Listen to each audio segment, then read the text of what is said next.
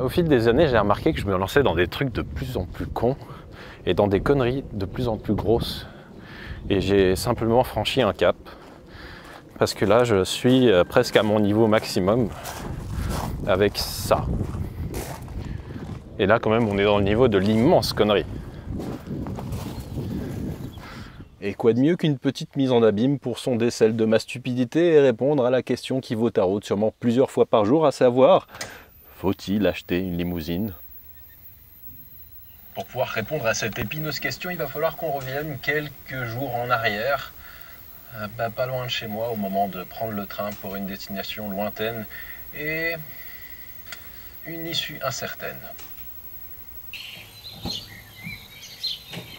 Évidemment, c'est quand on a un train à prendre que la batterie décide que la fin est proche. Heureusement, il y a toujours un booster qui traîne. Me voilà en route pour l'Île-de-France. Cette première partie du périple, c'est l'une des plus périlleuses vu qu'elle implique de s'en remettre à la SNCF. Sauf qu'à part l'absence de place assise, j'ai rien eu à leur reprocher cette fois. Bon, on arrive à Massy. Miraculeusement, pas de retard, ni d'annulation, ni quoi que ce soit pour le train. Et j'ai du mal à vous décrire en fait quel est le concept ce week-end. J'atteins quand même un niveau que j'avais pas envisagé d'atteindre.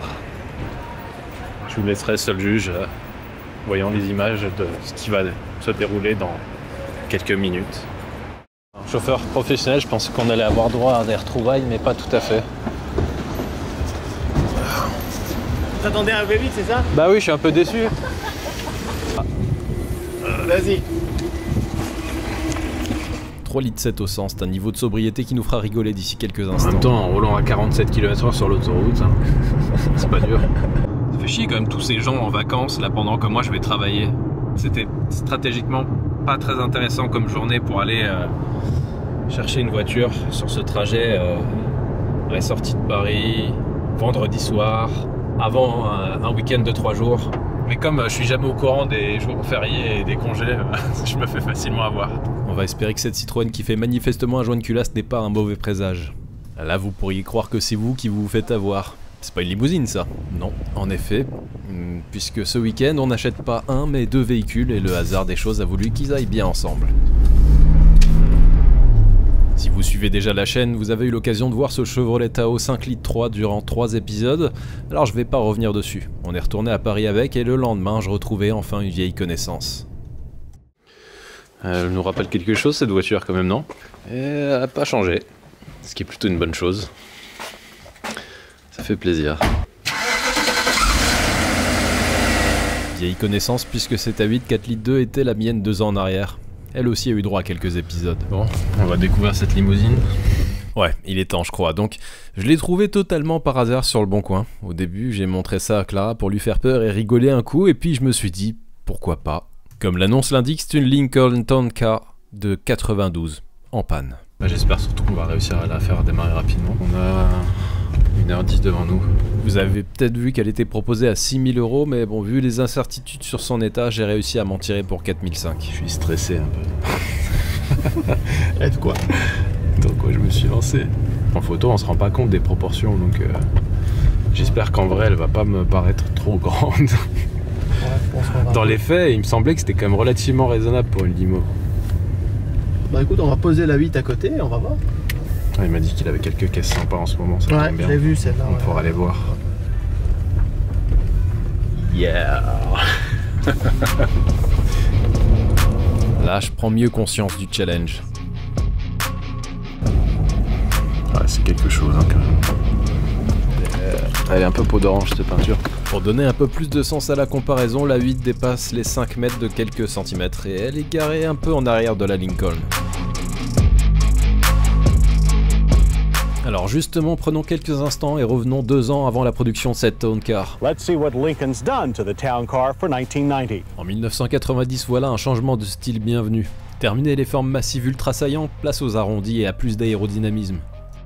Niveau mécanique, au départ, on retrouvait le même 5 litres injection que les années précédentes, mais au bout d'1 an à peine, il fait place au plus moderne 4 litres 6 arbre à cam en tête, injection séquentielle moderne et une bobine par bande cylindre. C'est ce moteur-là qu'on retrouve dans notre Town Car. Avec plus de 13 millions d'unités produites, ouais, vous avez bien entendu, 13 millions, c'est quasiment une institution au sein du groupe Ford. Alors bien sûr, faut pas bousculer la clientèle Lincoln de l'époque parce que vu leur moyenne d'âge, une fracture de la hanche est vite arrivée, donc on garde un style un minimum rococo et surtout un confort à base de mollesse. Souplesse me semblait être un terme un peu faible pour qualifier le comportement routier. There are still lots of roll and tight fast corners. Ça a beau être moins prononcé qu'avec la précédente, c'est toujours plus un bateau qu'une voiture. Et c'est bien ce qu'on lui demande. A good result. ABS pedal pulsation is mild and less alarming than some other systems we've tried. Pour bien vous mettre dans le ton, voilà quelques courts extraits promotionnels de l'époque.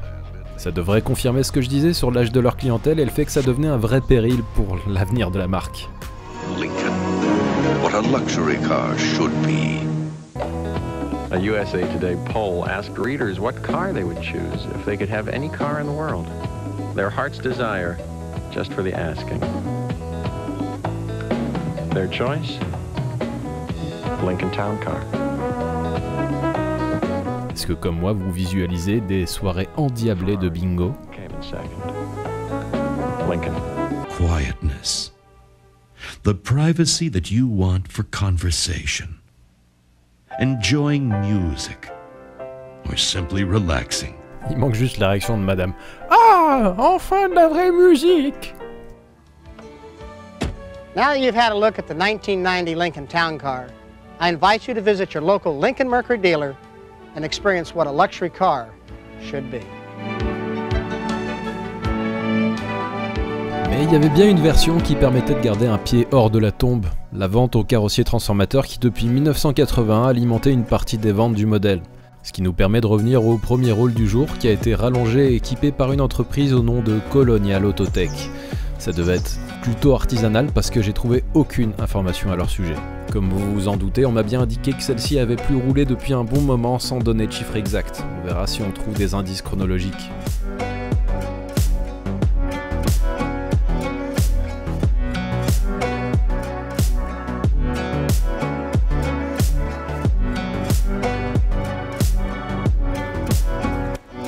Voilà, vous connaissez le contexte, alors on va s'y mettre, mais pour ça on a besoin d'outils. Là, Guillaume qui vient d'arriver avec une cargaison pour moi apparemment. Avant une présentation en bonne et due forme, sachez que Guillaume c'est l'intermédiaire qui m'a aidé à acheter la voiture à distance. Salut Guillaume. T'as troqué l'utilitaire Ouais, bah, quelle couleur? Noir. Dieu bénisse le Doblo. Ça va et toi? Ça roule? Bien, bien. Parce que C'est quand même curieux que ça rentre pas là-dedans. c'est vrai que je me suis garé avec celle-là, le mec a rigolé. Ouais. Je dis, je reviens. Heureusement que j'avais ce truc-là. Donc a priori je me suis trouvé de nouveaux mécènes. J'apprécie l'intention. Mais j'espère quand même secrètement pas avoir besoin des outils. Surtout sur le trajet, s'il y en a un. Tu vas avoir fière allure en panne sur la route. C'est ça qui fait plaisir en fait. Ah tiens, placement de produit numéro 1. Et c'est marqué classe en plus dessus. Hein, je crois qu'aujourd'hui, ils ont pensé à ma sécurité, ils m'ont envoyé quand même des chandelles. Là aussi j'aurai une prochaine fois l'occasion de vous en parler, mais j'ai désormais plaisir à travailler avec, disons, des voisins. Bye bye l'outillage chinois. Vous avez la vision mais pas l'odeur. Je vous laisse l'imaginer à la vue des champignons qui tapissent l'intérieur. Faut pas être allergique aux champignons.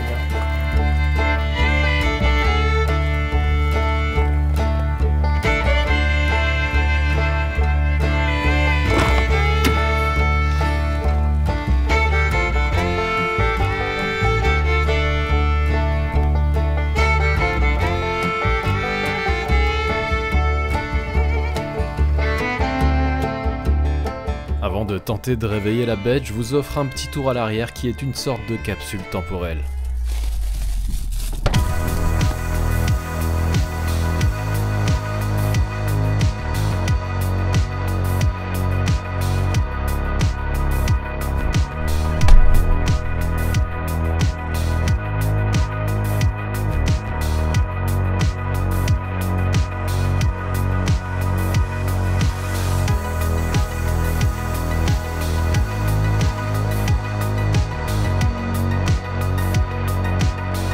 C'est beaucoup plus grand que ma bite, clairement. Bon, c'est pas un cabriolet dans le cas présent, mais on a un toit vinyle. Par-dessus de la tôle, malheureusement, c'est le drame des Américaines de l'époque. Et surtout, on a une voiture en panne. Si jamais on arrive par miracle à la remettre en route et à prendre la route, autant vous dire que avec ce genre de véhicule, vous appelez votre assurance et ils vont cordialement vous dire d'aller vous faire foutre. Il ne faut pas tomber en panne avec sur la route. D'après les indices que j'ai trouvés, le CT périmé en 2007, donc on est quand même à pas loin de 20 ans d'immobilisation, dans le pire des cas. Je pensais que ça faisait 10 ans, pas plus. Ma confiance en moi, on a pris un coup quand même parce que c'est un gros challenge, avec beaucoup plus d'inconnus que d'habitude. Donc de grosses appréhensions quand même, c'est une sorte de capsule temporelle, magnétoscope, télévision CRT, motorisée, hein, système audio, cassette, interphone. Ça mérite le détour. Maintenant on ouvre le capot et on réfléchit à notre problème. On va déjà vérifier par nous-mêmes ce qui se passe et pour ça, ce serait bien d'avoir une batterie pour commencer. Donc là, problématique, les coches sont inversées par rapport à la grande majorité des voitures. Donc Guillaume nous en a trouvé quelques-unes, mais elles ont toutes le pôle positif à droite. Peut-être qu'avec la plus petite, on arrive à négocier, je sais pas. Ça va bien pour faire les tests, mais pour rouler, pas top.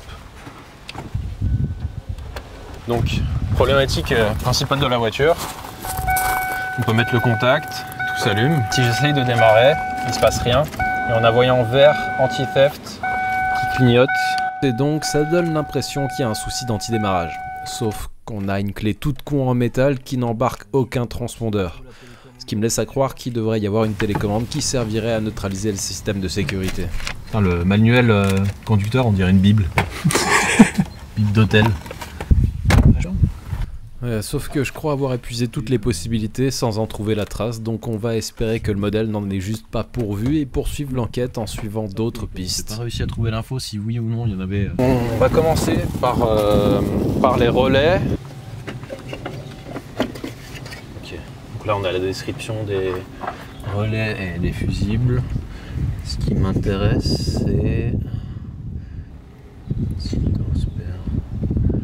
Objectif, trouver si on arrive à commander le démarreur et pourquoi pas la pompe à essence.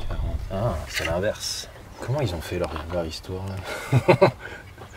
En fait, ça marche si c'était comme ça, mais... Ouais, le mec qui a dessiné le diagramme de la boîte à fusibles a une logique plutôt étrange. Ok. Donc c'est bien dans ce sens-là. Maintenant que j'ai pu valider le sens de lecture, on peut avancer. Sans avoir trouvé d'informations fiables sur la manière dont le démarreur est piloté, je cherche d'autres emplacements de relais possibles. En fait, la première chose qu'on devrait faire, c'est pas ça, mais... Je vais quand même jeter un coup d'œil. À mon avis, on devrait déjà passer sous la voiture et regarder le démarreur comment il est, et les connectiques, et le faire tourner manuellement, enfin en faisant contact sur le solénoïde directement. À cet emplacement, j'ai absolument rien trouvé concernant notre problème. Par contre, j'ai mis la main sur des documents de mise en circulation de la voiture. Mais aussi une fiche de l'auto-collectif canadien qui me permet de savoir avec certitude que la voiture s'y trouvait encore en 2004. Côté opposé, l'espoir renaît avec la découverte d'un interrupteur sous le tableau de bord. Donc je m'arme du multimètre pour savoir exactement à quoi il est lié. Une nouvelle déception, il semble lié au système d'éclairage et c'est probablement l'interrupteur qui sert à commander l'antibrouillard qui a été rajouté pour le marché français. Ensuite, sous le capot, j'arrive à localiser le relais du calculateur et de la pompe à essence. Ça peut être intéressant. Mais ça ne dirait pas un truc d'origine. Là, je finis par en déduire que le démarreur est actionné directement par le contacteur du Neumann. Il est donc temps de ramper. Et quand tu lèves, normalement il se déplace vers la voiture. Ouais, le cric sur terrain meuble, c'est pas terrible. C'est pour ça que c'est super dangereux aussi de bosser dans des graviers. Voilà, comme ça j'éviterai les commentaires sur la supposée absence de chandelle.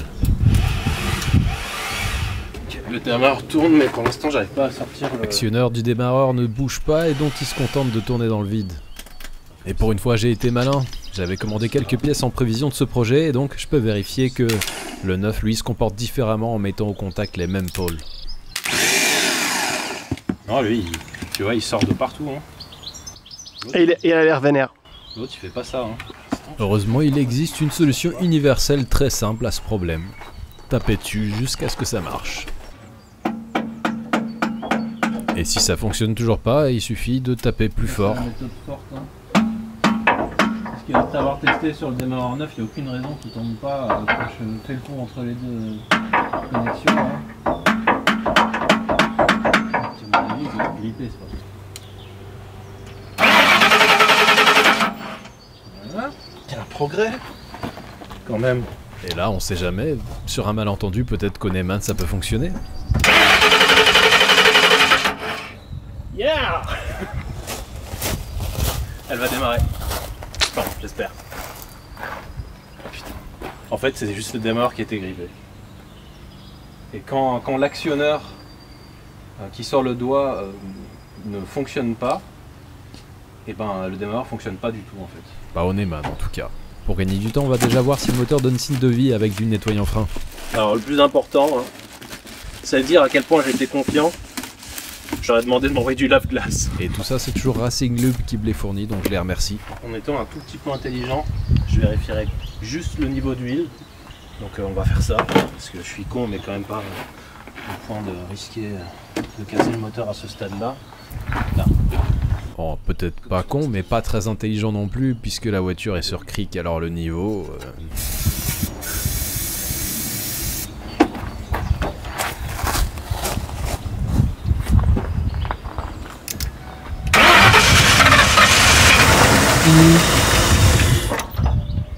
Ok, hein? Voilà un petit test qui nous apprend aussi que l'allumage est fonctionnel.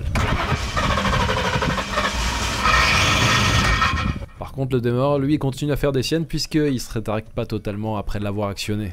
Le démarreur a à nouveau grippé. Putain, il y avait un caillou dedans, quoi.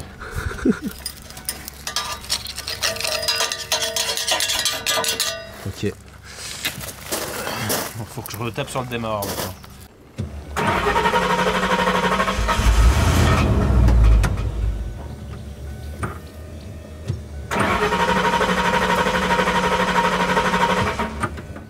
J'ai grippé de nouveau. Comme de toute façon il nous resterait la solution de son remplacement, on va poursuivre en vue des premiers tours de roue. Donc Guillaume se libère quelques minutes pour regonfler le pneu à plat. Après ça je me dis que tant qu'à avoir la pièce neuve sous la main, autant se débarrasser d'un problème qui pourrait devenir totalement bloquant. Allez, je vais la remettre parce que ça servira à rien. Sauf que malheureusement, une seule des vis du démarreur est accessible. Pour les autres, j'ai pas de solution qui impliquerait pas d'y passer des heures et des heures de démontage d'accessoires pour faire de la place. Faut juste que je trouve la bonne dimension. Évidemment c'est pas ça. On va essayer avec les douilles impériales. Au moins j'aurais pas persisté à ramper dessous pour rien. Puisque le moteur tourne, il va avoir droit à une vidange.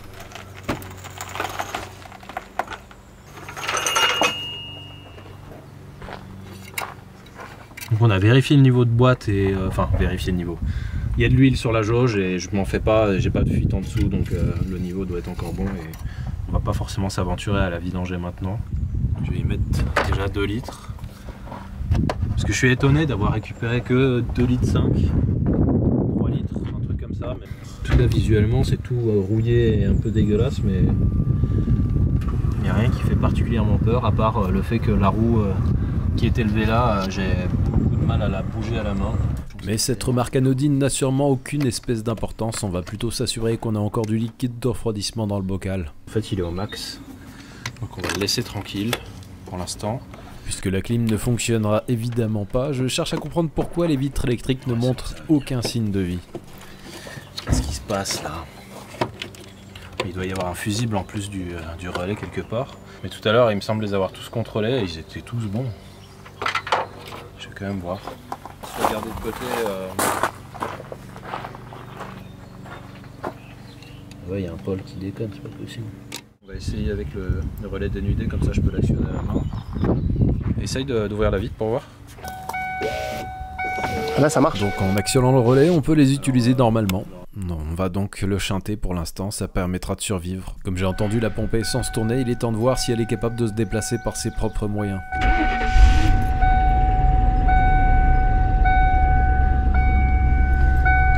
Est-ce qu'elle va bouger?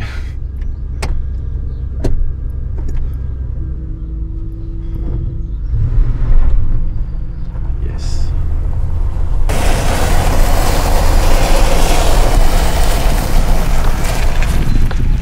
Incroyable. On a des freins. On a une marche arrière.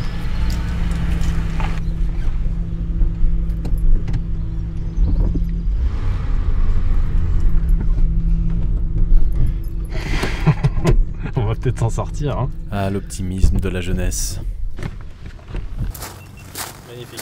Pour fêter ça, je me suis offert une petite pause découverte pour voir ce que Guillaume cachait dans sa caverne. T'en fais pas là, c'est bon, j'ai besoin de toi. Bon, ce qui est bien, c'est que tu m'as non seulement réservé la voiture, mais en plus j'ai droit à un petit tour de caisse sympa. Toi, tu viens de rentrer celle-là, je crois. Exactement. Exactement. 5 NA de 92 avec le 1,6 litre. Comme vous vous en doutez sûrement, il fait commerce dans l'automobile, mais son truc c'est pas les Clio DCI et les Golf R, plutôt des trucs qui font plaisir à voir. Tout est à vendre. Ça, c'est une 991 turbo, 500 et quelques chevaux. Bah après, c'est du. C'est cher. C'est du gros projet, quoi. Là, c'est un peu plus. C'est sympa, hein, c'est sûr. Ça mérite de faire quelques tours de circuit, quoi. Ouais, voilà. Je vois pas bien ce qu'on peut faire avec sur la route, en fait. T'as les freins cup, elle est déjà équipée, elle est déjà pas mal équipée pour. Ouais. Pneus cup, freins cup, c'est bon. Ça se bricole un peu moins bien que. Non, mais il n'y a pas besoin, a priori, quoi. Qu'une ST220. Ça sent le neuf. Bon, ça doit pas être bien vieux, ça doit pas avoir beaucoup de kilomètres. Ça 86 000. Ça a 11 ans, c'est tout neuf. C'est tout neuf. Ça, je connais cette voiture. Une bête de cœur. Je te suggère de toujours débrancher la batterie quand elle est dans ton local. Il y a un coupe-circuit. Voilà, très bien. Dieu nous garde, ça ne prendra pas feu. Elle est en conduite à gauche, mais elle est en boîte auto. Donc on ne peut pas tout avoir. 3200 GT. J'aime bien dans cette couleur. En fait, il n'y a pas de couleur moche sur les 3200. Non, ça tout passe. Une authentique Rennes Sport. Si tu veux, c'est un atelier en Angleterre qui te fait du backdating. Ouais. Donc en gros, tu donnes un cahier des charges sur une auto que tu veux, quoi. En gros, un coloris extérieur, une sellerie, un modèle en particulier, et en fait se charge de tout faire, de trouver la voiture donneuse, de faire toute la transformation. Donc de base, le châssis, etc., c'est une caisse de 3,2 litres de 85 avec la boîte 915. Tu as toute l'esthétique carrosserie, etc., d'une modèle de pré 73. Sellerie sur mesure, Recaro, etc. Et le moteur, c'est une petite pièce de musée à lui tout seul. C'est joli comme tout. Ouais. Avec admission sur mesure, le gros collecteur de 3,2 litres qui est supprimé. Elle a été transformée en quelle année, celle-là? Entre 2018 et 2019. Moins exclusive, mais c'est sympa quand même. Tout aussi rigolote. Une 944 turbo, ouais, en 220 chevaux. Série 2, tu m'as dit. Hein. Exactement, avec les petites jantes téléphone. Le pont autobloquant. Puis c'est une voiture qui, quand même, en a besoin. Hein, pour avoir testé. Pour qu'on s'amuse. Ouais, elle est plutôt dans un beau jus, mais ça va. Bon, les sièges sont pas d'origine, mais non, ils sont... les petits, je trouve qu'ils vont plutôt bien dans le... Ils vont plutôt bien dans le style de la voiture. Ouais, voilà, qui sont plutôt au piteux état. Là, le toit Targa. On a quasiment le même genre de voiture ici. Ouais, c'est ça, c'est ça. Pas de toit Targa. Non, elle n'est pas vendue non plus. Je viens de la rentrer. D'accord. Donc une petite Dauphine R10 90 de 1960 qui a été restaurée il y a maintenant plus de 10 ans. Ouais, bah ça c'est plutôt une bonne chose. Et qui appartenait au même propriétaire depuis 1993. Je trouve que c'est beaucoup plus délicat d'acheter une voiture qui vient d'être restaurée qu'une voiture qui a été restaurée il y a 10 ans. Oh, puis la couleur est plutôt chouette, je trouve. Ouais, vert sévigné. Et là, on est en... Elle est de 73. À reprendre pour un amateur de la marque. Parce qu'il y a du job. Prochain projet, Eddie. C'est un peu vieux pour moi. Il y a quand même l'équaliseur. Hein. Pas mal, hein. Tout n'est pas perdu. Un 6 litres 75 sous le capot, mais... ouais, c'est ça, un bon vieux V8. Voilà, la puissance n'est pas communiquée parce qu'elle est sûrement impitoyable. Exactement. Il y a juste du couple à très bas régime. 380 SL. Presque la même que la mienne. Hein. Elle est rouge. Une petite sellerie sur mesure qui avait été faite par l'ancien propriétaire. Il y a 2-3 petits stockage, quoi. Ouais, 2-3 petits pépins. Et avec puis, les passepoils rouges, c'est assez sympa. Toute la sellerie a été refaite, ouais. C'est une US d'origine, ouais. Mais qui a été européanisée, je pense, au niveau des pare-chocs. Pour la rendre vraiment parfaite, il faudrait remettre 2 petits optiques de phare européens. Voilà, malheureusement, la peinture à l'époque, elle n'a pas été faite correctement par des gens très consciencieux, mais bon. Donc celle-ci, elle est entièrement restaurée entièrement en 2009. En vue d'une homologation FFSA. Ouais, c'est pour faire quoi, de la régularité? Ouais, c'est ça, petit rallye de régularité. La coque est passée sur tourne-broche, etc. Ouais. Décapée, refaite. Il y a un nombre incalculable de factures là-dessus. Et de gros boulots de restauration, quoi. Ouais. Ah oui, la SL, elle a un hardtop. Elle termine avec la meilleure années 60, fin 60. Ah ouais, années 60, ok. Ça roule bien. J'ai déjà fait un tour là-dedans, c'est assez drôle. Négociable encore et toujours.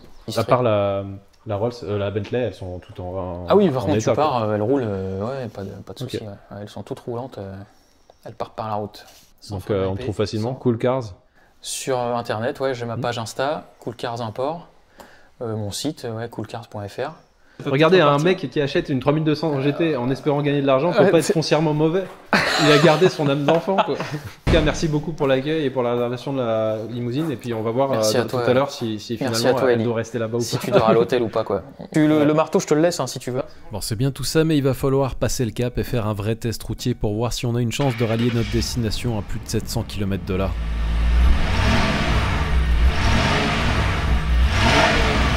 Alors, sujet sensible, mais visiblement un an auparavant, l'ancien propriétaire a dû faire une demande de duplicata de carte grise. Pour ça, depuis peu, il faut un CT valide. Il y a eu un arrangement, c'est la seule explication possible. Bref, ça regarde que lui, en tout cas, elle est passée au format SIV et son CT a encore un an de validité. C'est pas tout à fait dans les règles, mais cette fois-ci, ça m'arrange bien. Notez bien que Guillaume, il a rien à voir avec ses magouilles pour le coup. On a profité de régler les derniers points critiques, dont la pose des nouvelles plaques pour contrôler qu'elle gère bien sa température. Et elle n'a pas failli. Et évidemment, on a profité de la pause déjeuner pour faire joujou à l'arrière. Je sais pas quoi là, qui est un peu stuck, je pense. Faut juste l'aider un peu. Vas-y. Descends. Oh là là là là. Monte. Pardon.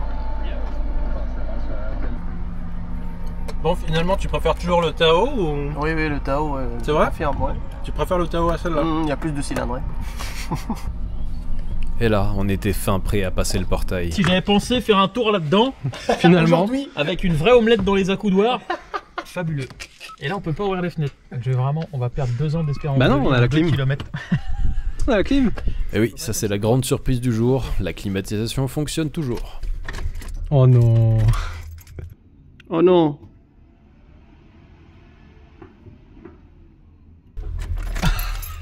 Putain. Faut que je m'achète un marteau surtout.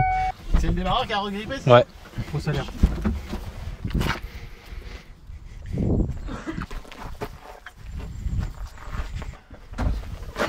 Trois fois que je t'ai dit que je vais te donner le papier, je te le donne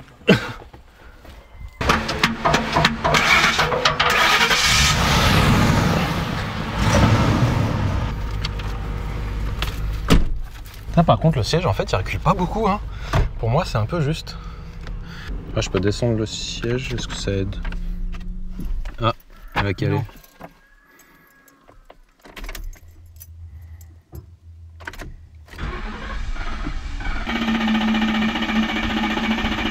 Putain, mais dès qu'on commence à filmer, c'est le bordel. Ça, c'est le plus embêtant. C'est quoi ce bruit? Maintenant, je sais que c'est le compresseur d'air des suspensions arrière. Je comprends pas pourquoi il fait du bruit comme ça. Elle faisait pas ça avant. C'est comment en carburant? Plus que le quart. On a ouvert notre gueule trop vite. Oui. Faire chier, c'était une blague, hein. Bah tu vois, t'as eu ce que tu voulais. On va vérifier que la pompe fonctionne toujours. Elle est coupée toute seule. Ah, le régime il est descendu progressivement, puis elle a fini par se couper. Il y a pas mal de trucs essentiels auxquels j'ai pas pensé quand j'ai commandé les pièces, genre j'ai pas de filtre à huile, tu vois. J'ai laissé celui qu'il y avait déjà. Tu peux me traiter de gros débile, t'as le droit. Alors, la pompe à essence tourne plus, je vais chanter le relais en espérant que ça fasse le job. Ça tourne? Ok. Ouais, là, on entend tourner.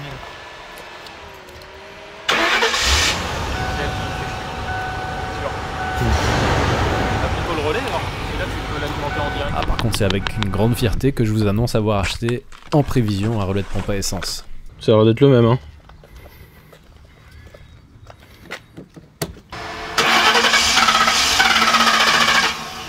Je crois que c'est pas le relais, c'est un autre truc, quoi. On va jumper en direct avec un truc un peu mieux que ce qu'on avait fait, et puis c'est tout. Hein. On va espérer que ce soit bon cette fois. Par contre, fermer le capot, c'est une mission à chaque fois. Hein. Appuie avec moi si tu veux. Non, tu vois. Je l'ai vraiment claqué tout à l'heure. Non, il est grippé quoi. On dirait vraiment qu'elle a pas envie de retourner sur la route. Ça va aller. Voilà. On aura mérité notre petit tour quand même. Putain, on a mérité une bière. On boit pas de bière. Moi aussi. C'est très bien les bières.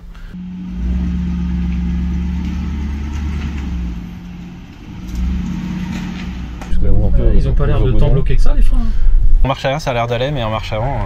Le fait, faudrait que tu essaies de faire 2-3 manœuvres, tu sais. Ouais.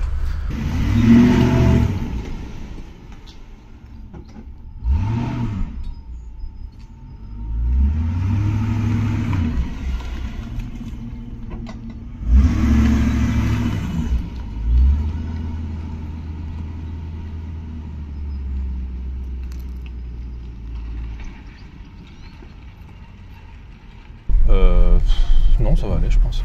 On sort là à droite. Monseigneur. Ouais, à droite.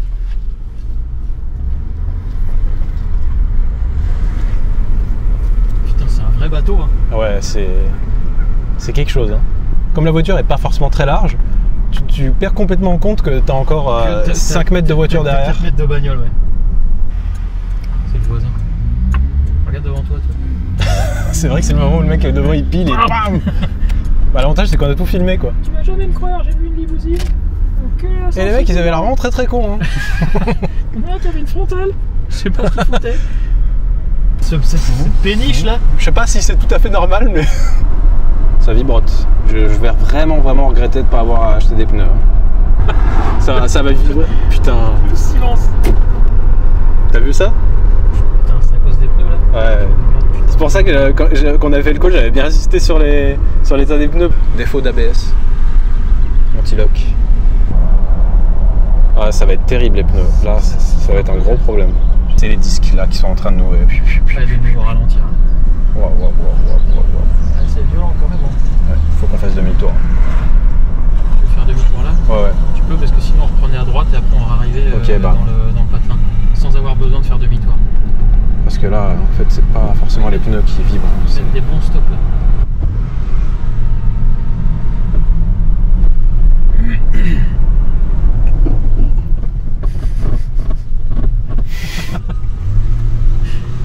Ouais, je ferai 400 bornes là-dedans, je dégueule. On va pas contrôler le serrage des roues. Non, mais là, je suis pas trop inquiet pour eux. Je suis vraiment inquiet pour le freinage par contre. Oh là. Si vous regardez les mouvements du trousseau de clés, vous aurez une vague idée des à-coups que provoquait en permanence le freinage à ce stade.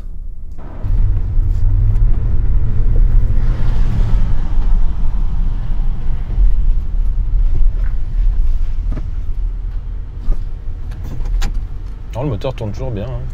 Ouais, mais on se demandait si on allait revenir. Hein. Ah ouais? Ah putain, le freinage, il fait peur là. Ah, ça pue, hein?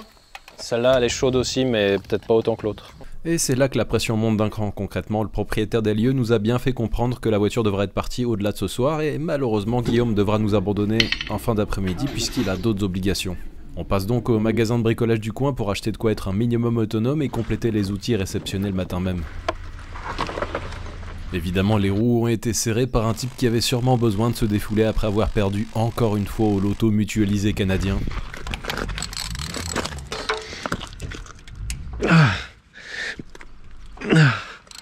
Putain. Dynamo là. T'auras déjà un peu plus de force. Ouais, allez, on va être confiant. Déjà, il faudrait que ça casse pas. Ouais. Ça merde. Et comme on pouvait s'y attendre, le système de freinage a plutôt une sale tronche. Bon, ça va.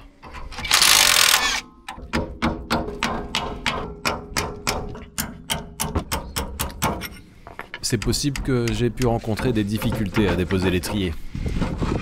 Okay. Maintenant, on sait probablement pourquoi l'ABS se mettait en défaut en roulant. Bon, les plaquettes sont ultra moches. Hein. Tout le système de freinage, il est à refaire en principe. Là. Maintenant, il faut réussir à rentrer ça. Je pense que ça va le faire. Non. J'ai pas assez de force. Là, l'idéal aurait été un étau, et encore, avec le risque de bloquer totalement le piston au fond du cylindre. Au départ, j'étais parti dans l'idée de faire quelques allers-retours au piston sur une course de 2-3 cm, mais rapidement je me rends compte que le problème va au-delà d'un simple grippage. Je prends le risque de le faire à la pédale. Vas-y, freine, arrête.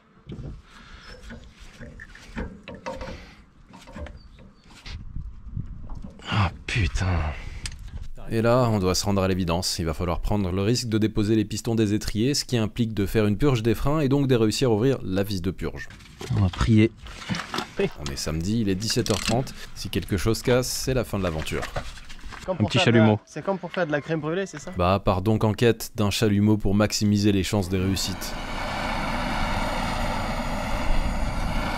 T'as pris le burin?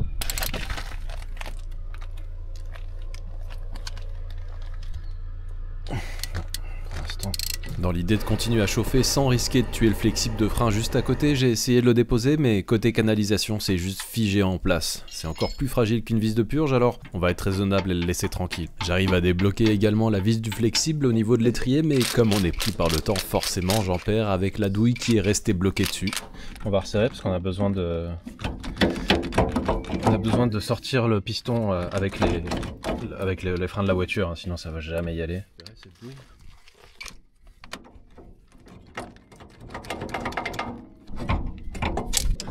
C'est bon. Yes.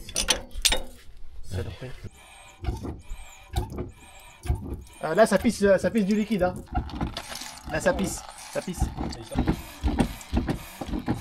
Si, il y a un truc qui sort. Hein. Ah bah ça y est, il est sorti, c'est bon. Il y est plus. Ok, lui c'est bon. S'il est bon. Oui, impeccable. Oh. Et là, contrairement à ce à quoi je m'attendais, point de rouille là-dedans, mais un piston qui n'est manifestement pas en acier. Il est beau ce liquide de frein, hein? Une petite recherche me permet de comprendre que ce sont des pièces en phénolique. Grosso modo, c'est du plastique. Et voilà le genre de soucis qu'ils peuvent poser quand ils ont sévèrement chauffé. Ils se dilatent et reprennent plus leur dimension d'origine. En fait, si on avait des plaquettes neuves, le problème serait résolu parce que on travaillerait pas sur la même portée, quoi, sur la même zone. Voilà pourquoi les freins grippaient à mort. Alors, comment on va s'en sortir dans ces conditions? Bah, je vais essayer de réduire leur diamètre en les ponçant. Est-ce que j'ai le choix? Sauf qu'il faut se rendre à l'évidence. Avec ce que j'ai sous la main, je serai encore en train de poncer le lendemain matin. Il est temps d'appeler la communauté à l'aide.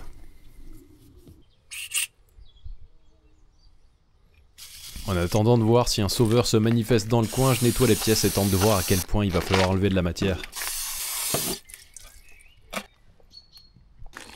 toute façon, j'ai pris d'autres trucs. Déjà, merci à tous ceux qui ont répondu présent. C'est un certain Maximilien accompagné de sa moitié qui sont venus à ma rescousse et après avoir briefé Max sur le problème, on se rend chez l'un de ses amis qui avec un peu de chance aura ce qu'il faut dans son atelier pour s'en sortir. On abandonne donc lâchement Baha sur place qui malheureusement pour lui aura le rôle ingrat de garder le bordel et d'intercepter le propriétaire pour essayer de gagner le plus de temps possible et croyez-moi que ça n'a pas été simple. En combinant une grande douille, de l'adhésif et une clé à choc, on finit par arriver à une solution qui permet de surfacer plus efficacement les pistons. Ça fait vraiment l'œil, on le voit. Oui. Ça fait une sorte de cône à la con. On fait rapidement des progrès mais il aura fallu quand même pas mal de tentatives pour arriver à un bon compromis. Pas facilement mais oui. Il n'y a pas grand chose. Ouais. Ah, c'est déjà mieux que il gigote. Vas-y. L'autre, c'est-à-dire qu'on l'a gratté qu'à la main. Hein. Vas-y. C'est plus dans l'autre ou pas?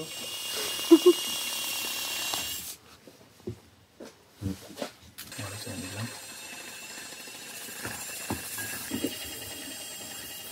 Ça n'a pas l'air forcé outre mesure. Oh! J'ai pas senti que ça partait plus. Bah non, et puis on est en position parce que voilà, le cache poussière est en place. C'est beau. Et là, je pense qu'on peut dire qu'on y est. Hein. C'est une réussite. C'est ça, je crois. On fait ça, juste qu'il puisse sortir un petit peu. Ouais. Le premier étrier est maintenant ok, donc on passe au second. Là, ça force. On le verrait, regarde pas, c'est la zone sèche. On le voit, la zone sèche, et puis on voit la courbure encore. Ouais. Ça fait un bon relève. Sinon, j'ai insisté. Hein. Oui, c'est ça, ouais, pas de problème. Vas-y. T'as vu, il fait l'aller-retour. Hein. Oui, oui. Donc là. C'est qu'il fait, il fait son job. Allez, petit, rentre sans faire d'histoire cette fois. Là, on est bien, je pense. C'est bon. Bien joué. On se remet en route pour tenter de monter le tout sur la voiture après avoir redirigé la faune locale. Allez, va-t'en, petit hérisson. Va-t'en, vite. C'est l'heure de rentrer à la maison. Il est 23h30. C'est à la lumière des phares de la voiture de Max qu'on s'y met, heureusement sans rencontrer de problème majeur. Ça ajoute une nouvelle dimension au projet de la chaîne maintenant. Oui, je pense qu'elles sont un peu usées quand même. Donc tu vas... Ah, c'est bon. suffit de demander.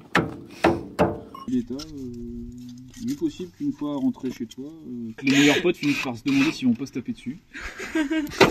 Ah, tu vois, c'est l'épaulement des goujons en fait qui faisait chier. Ça s'appelle la patience quoi. La patience en mécanique a des limites. Voilà. Serré, desserré, serré, desserré. Oui. Tu connais ça? C'est plus. Ça pue, hein. C'est jamais très agréable, surtout quand c'est une vis de purge. Et puis des fois, l'ascenseur émotionnel, ça y est, c'est bon. Voilà. Ah bah non, elle est cassée. Oh, oui, il se visse pas. Et on arrive enfin au stade où on purge les freins. C'est pas mal. Bon, t'as vu des builders? Non. Bon bah c'est bon. Hein.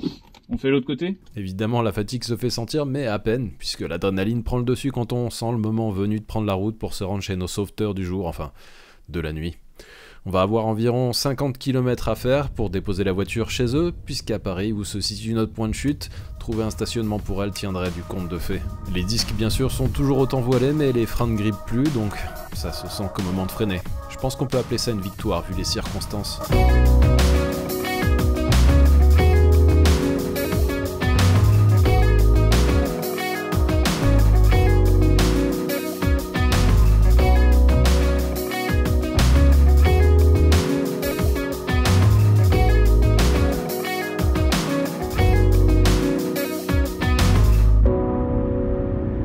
Là, je découvre la voiture et les pneus sont pas de première jeunesse, alors on se traîne volontairement sur la voie rapide. Le principal, c'est d'arriver au bout.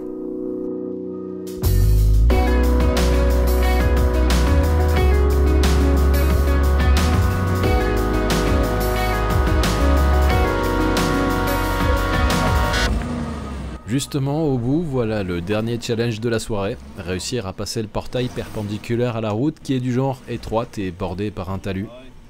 Ouais, ok. Là t'es au max, vas-y continue. Stop. Et forcément ça m'a rappelé un truc.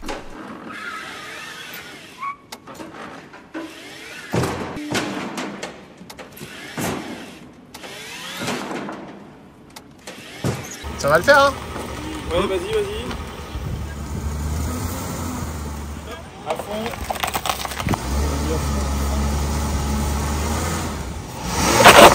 Ah merde. Je vous épargne le moment où la voiture était quasiment en bascule sur son châssis au niveau de la cassure de la pente. Tu vas la laisser comme ça, toi. Allez, c'est l'heure de rentrer dormir, il est 1h37. 1h15 plus tard, je tombe dans un coma réparateur. Le lendemain, on devait partir tôt, mais il y avait un chat. Alors c'est vers 12h30 qu'on reprend la route, cette fois-ci en Chevrolet.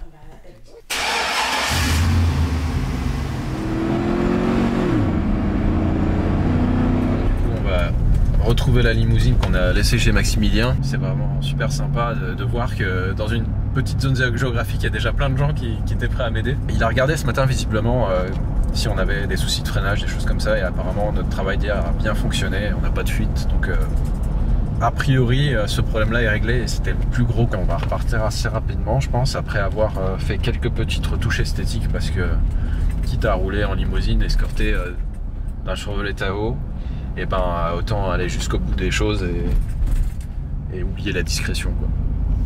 Bon, là le sujet c'est l'excentricité d'une limousine. Non mais tu remercieras vraiment le cadreur hein. Là t'as des images de fou.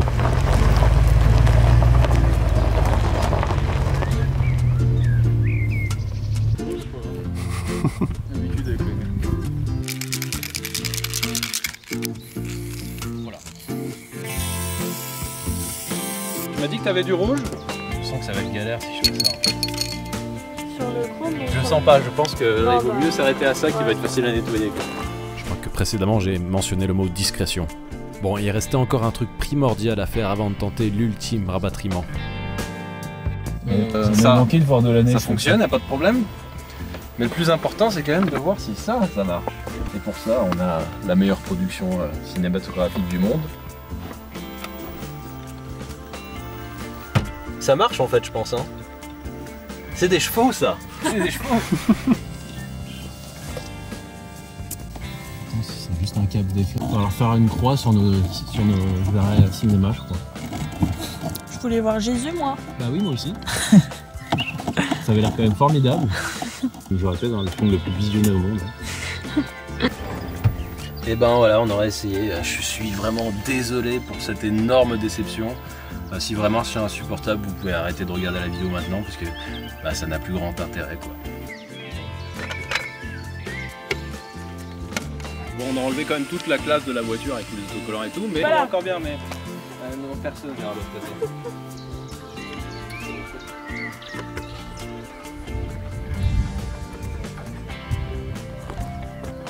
Change au cas où, mais franchement, elle m'inquiète pas, elle est un peu. Et après les derniers contrôles visuels techniques, il est temps de s'y remettre. C'est le grand moment. Bon là, il pleut et tout, et j'imagine que c'est le moment qu'elle va choisir pour que le démarre colle de nouveau, n'est-ce pas?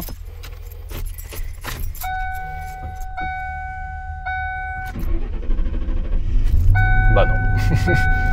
Elle est coopérative aujourd'hui. Alors les essuie-glaces, je pense que ça va être une catastrophe. Pourrait être pire.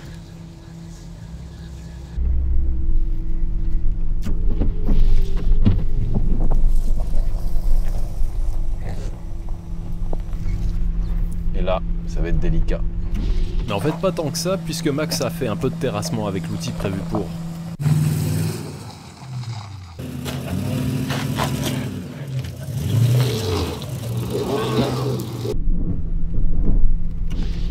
Je le verrais bien travailler sur un taxiway pour stationner des Airbus.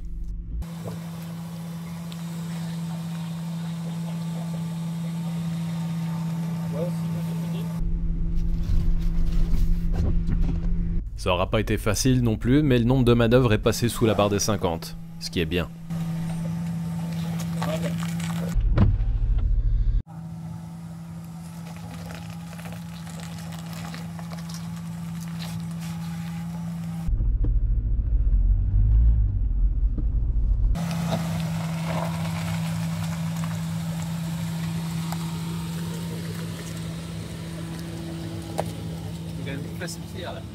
Et oui, on a réussi à faire les travaux nécessaires. Oui.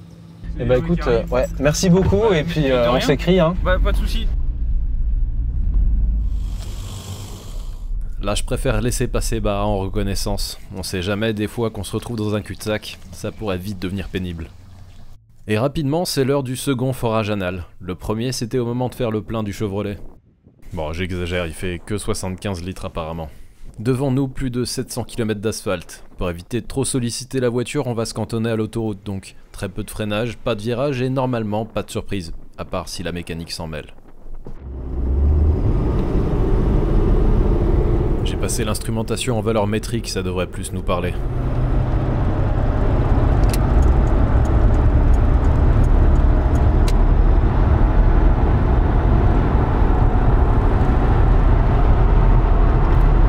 J'ai fait le plein, les voyants étaient tous éteints et puis maintenant check engine, il me l'a fait hier, ça s'était éteint tout seul donc je crois que j'entends une petite fuite au collecteur d'échappement à droite, c'est pas très grave, priez pour moi. J'espère surtout que les problèmes de freinage vont pas se...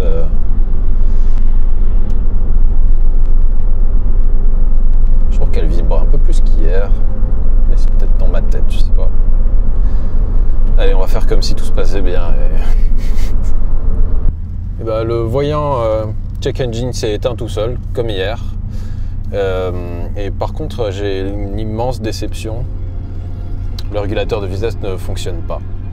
Pour l'instant, ça va, mais d'un autre côté, on n'en est qu'à nos 10 premières minutes sur ce trajet. Donc, vous en faites pas, tout peut encore arriver.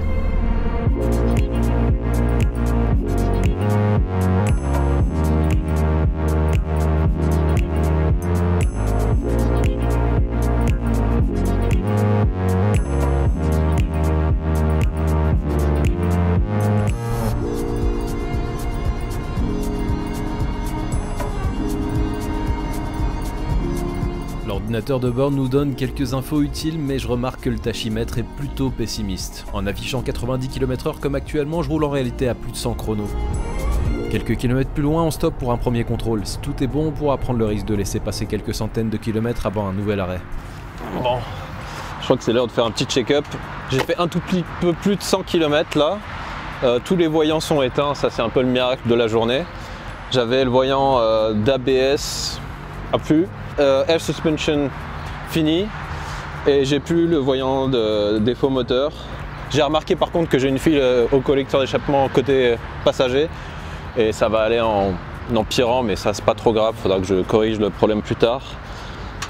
Niveau freinage, ça a l'air d'aller, les disques sont voilés mais ça date d'avant, mais j'ai pas l'impression qu'il y ait de nouveau grippage ni quoi que ce soit.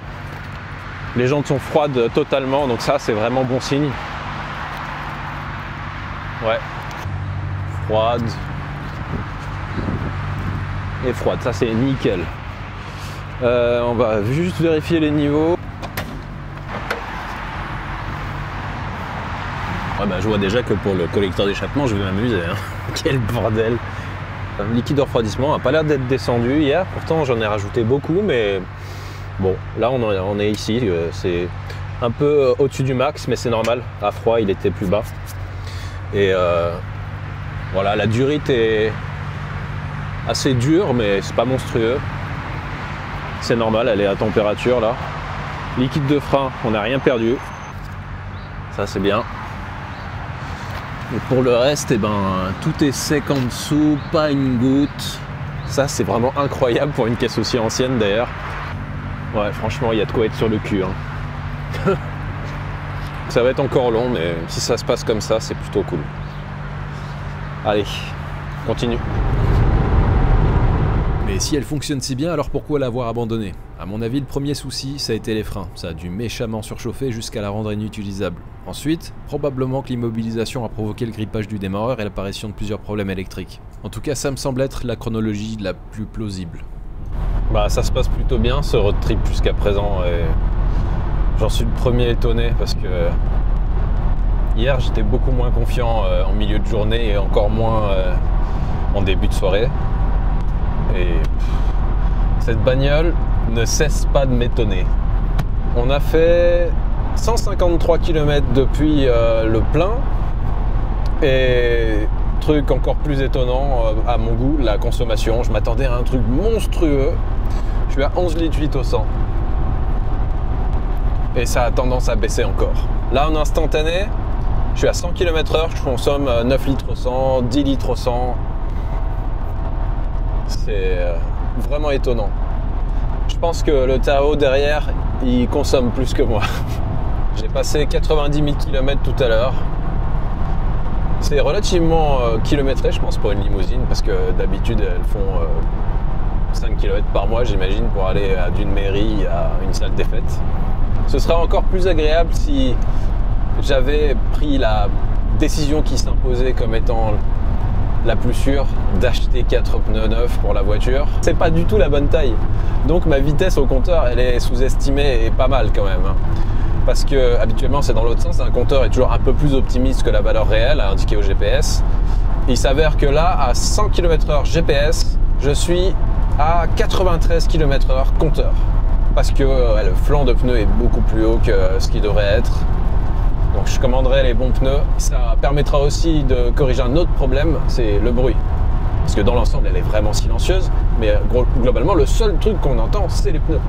Donc ouais, j'ai pas grand chose à vous montrer de plus pour l'instant, puisque comme à mon habitude, durant un road trip, en achetant une voiture complètement foireuse, il se passe rien. Mais un jour, à force de dire ça, il va m'arriver une tuile de merde. Allez, on continue. Plus que 460 km.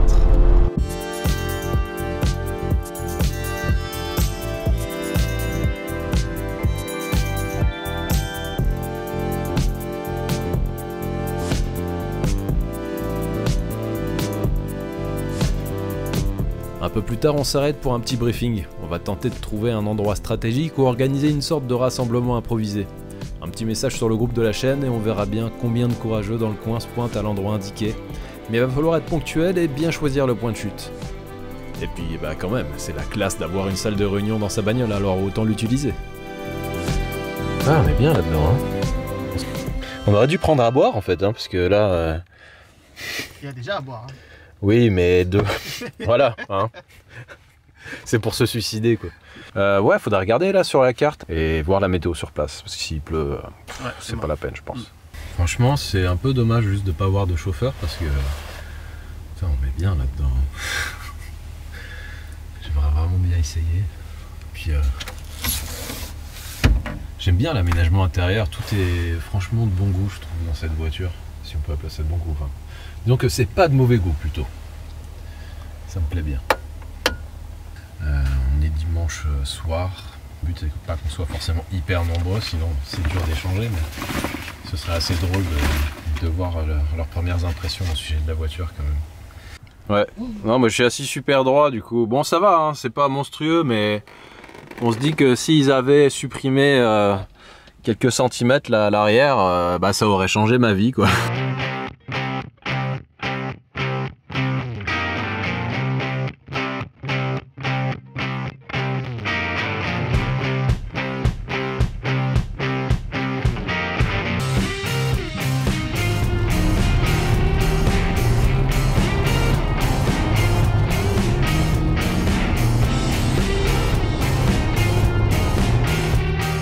Vous serez sûrement pas surpris d'apprendre que c'est une sacrée bonne machine à rouler. On a plus l'impression d'être dans un train que dans une voiture par contre, tellement tout semble fluide et stable à la fois. Pour ce qui est de la puissance comme de la consommation, je m'attendais au pire, mais les 210 chevaux et les 360 Nm de couple l'emmènent avec facilité, même en attaquant les plateaux les plus surélevés du trajet. En la matière d'ailleurs, elle avait l'air plutôt plus à l'aise que le Tahoe je trouve.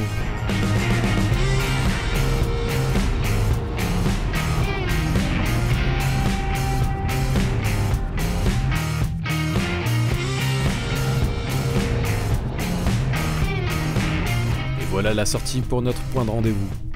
On est à peu près à l'heure.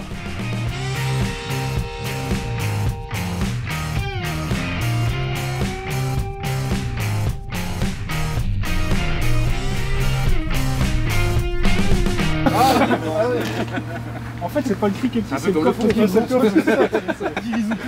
Au début, on pensait qu'on allait devoir s'en servir à chaque démarrage. Ouais. Et après, ils l'ont sorti. Ils l'ont foutu dehors, mais ouais, parce que. Il y a un lustre ou pas? Ça va, l'honneur est sauf, on s'est pas retrouvé tout seul au point de rendez-vous. Il y avait même un peu plus de monde que ce à quoi je m'attendais vu les circonstances. En tout cas, bah, c'était un bon moment, on s'est bien marré. Et en plus, j'ai eu droit à un petit peu d'aide pour m'aider au diagnostic du bruit que j'avais entendu, que je supposais être au niveau du collecteur d'échappement droit. Bon, c'est pas un radiateur, c'est un chauffe-eau. Donc c'est lui qui trouve à toute ma bénédiction.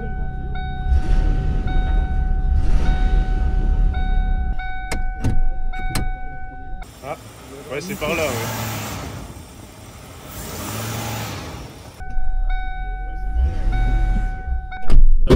Au bout d'une heure à peu près, il commence à pleuvoir et il est temps de reprendre la route. Bien évidemment, tous les participants quittent la zone avec discipline et discrétion.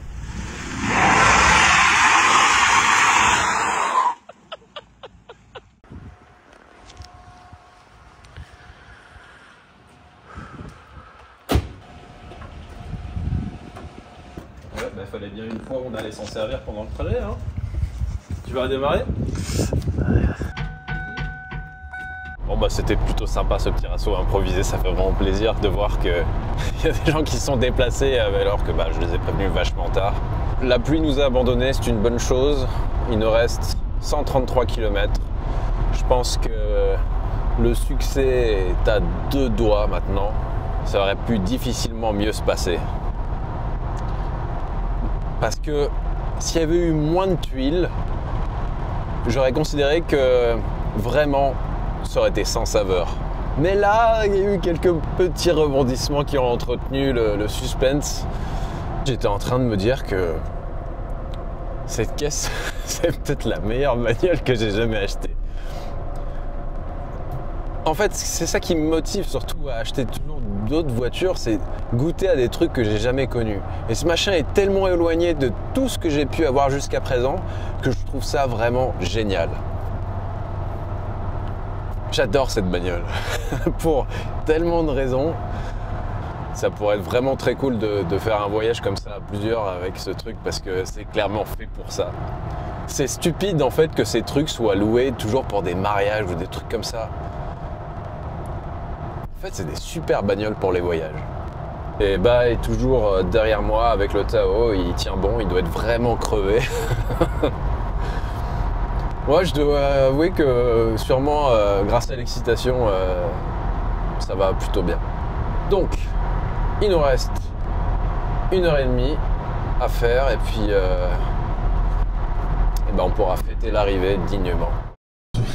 Je faisais jouer avec les boutons de la séparation centrale là et je découvrais des nouvelles fonctionnalités, sauf que c'est tombé pile poil au moment où il fallait prendre la sortie. Donc je suis généreusement rajouté 30 minutes à notre périple. Vraiment désolé, bah je m'en veux. Tu piles. Putain de con. Voilà, on y est. Ça l'a fait. Allez, j'abrège parce qu'il y en a un qui veut aller dormir de toute urgence.